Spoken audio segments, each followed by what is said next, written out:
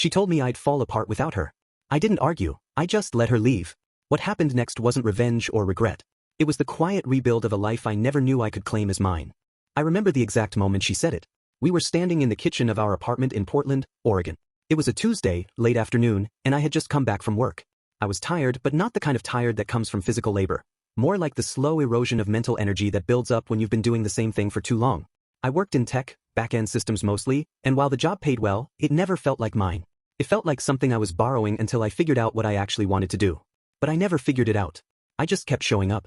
She was leaning against the counter, arms crossed, watching me with that look she always had when she was about to say something that would stick. Her name was Rachel.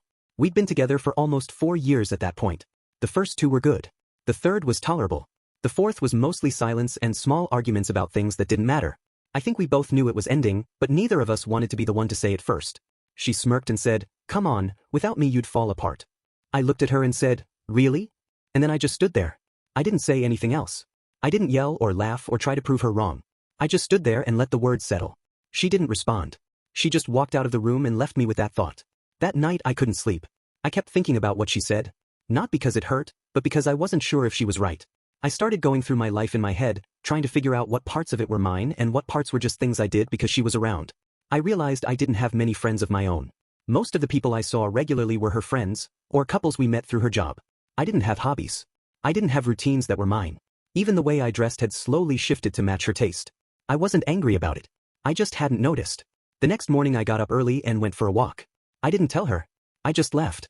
I walked through the neighborhood, past the coffee shop we used to go to on Sundays, past the bookstore she liked, past the park where we had our first real conversation. I kept walking until I ended up downtown. I sat on a bench and watched people go by. I tried to imagine what my life would look like without her in it. I couldn't.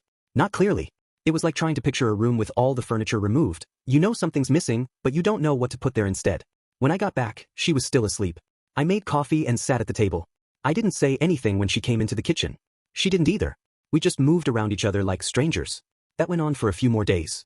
Then one night, she packed a bag and said she was going to stay with a friend for a while. I nodded. She left. I didn't ask when she'd be back. The first few days alone were quiet. I didn't do much. I went to work, came home, ate whatever was in the fridge. I didn't turn on the TV. I didn't play music. I just sat in the silence and tried to figure out what came next. I thought about calling someone, but I didn't know who. I thought about going out, but I didn't know where. I felt like I was waiting for something, but I didn't know what it was. One night I opened my laptop and started writing. Not anything specific, just thoughts. I wrote about the kitchen, about the walk downtown, about the way she looked when she said that sentence. I wrote about how I felt when she left. I wrote about the silence. I didn't know why I was doing it. It just felt like something I could control. I kept writing every night. Sometimes for 10 minutes, sometimes for hours. I didn't show it to anyone. I didn't even read it back. I just wrote. It became a routine. Something that was mine. After a few weeks, I started waking up earlier. I made coffee and sat at the table with my notebook. I started going for walks again. Not to escape, just to move. I started noticing things, how the light hit the buildings in the morning, how the air smelled different depending on the time of day, how people looked when they thought no one was watching. I signed up for a photography class. I'd never held a camera before, but something about capturing moments felt right. I liked the idea of framing things, of choosing what to focus on. The class was small. Mostly older people. I didn't talk much, but I listened. I learned how to use light, how to find angles, how to wait for the right second. I started taking pictures on my walks. I didn't post them anywhere. I just kept them. Work stayed the same. I showed up, did what I had to left. But I stopped thinking of it as my identity. It was just something I did to pay for the things I actually cared about. I started cooking. Not because I had to, but because I wanted to learn. I burned a lot of meals. I ruined a few pans. But I kept going. I started reading again. Not the books she liked, but ones I picked out myself. I didn't tell anyone about any of this. It wasn't a transformation. It was just me trying to figure out who I was when no one else was watching. She came back after a month. She didn't say she was coming. She just walked in one evening while I was making dinner. I looked at her and she looked at me. She asked how I was. I said I was fine. She looked around the apartment like she didn't recognize it. I had moved some furniture. Got rid of a few things. Bought a plant. She asked if I wanted to talk. I said not really. She nodded. We sat in silence for a while.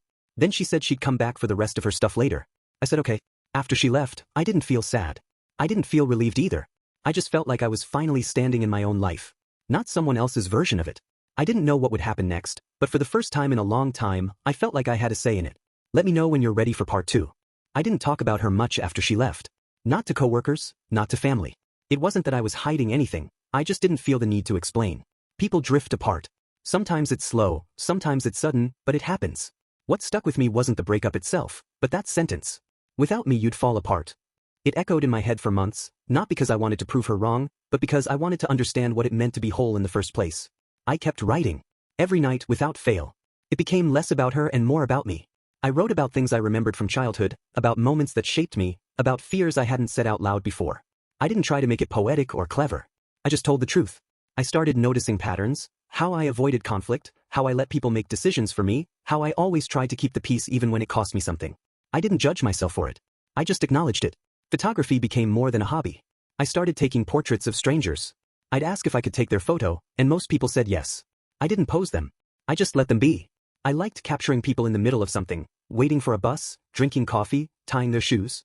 There was something honest about those moments. I started printing the photos and hanging them in my apartment. It felt good to see something I made on the walls. One day I got an email from a local gallery.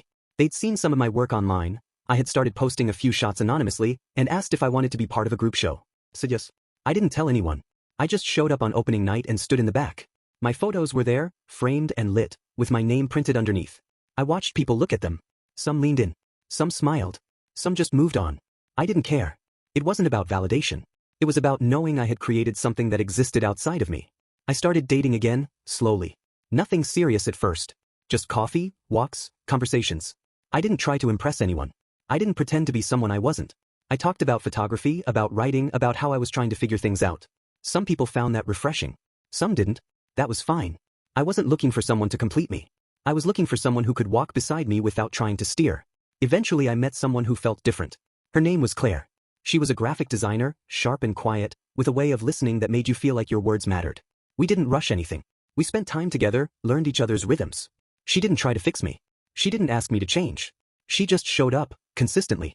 That meant more than anything. One night, months into our relationship, we were sitting on the couch and she asked me what made me start taking photos. I told her about Rachel. I told her about that sentence. I told her how it made me realize I didn't know who I was without someone else defining me. Claire didn't say anything right away. She just nodded. Then she said, "You didn't fall apart. You rebuilt." That stuck with me.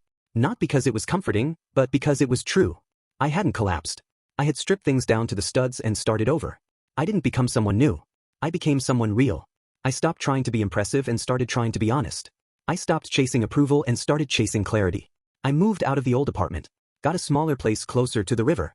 It had good light and quiet neighbors. I hung my photos on the walls. I kept writing. I started teaching a beginner photography class at the community center. I didn't do it for money. I did it because I wanted to help people see the world differently. I told them to look for the moments between moments. That's where the truth lives. Sometimes I still think about Rachel. Not with anger or regret. Just curiosity.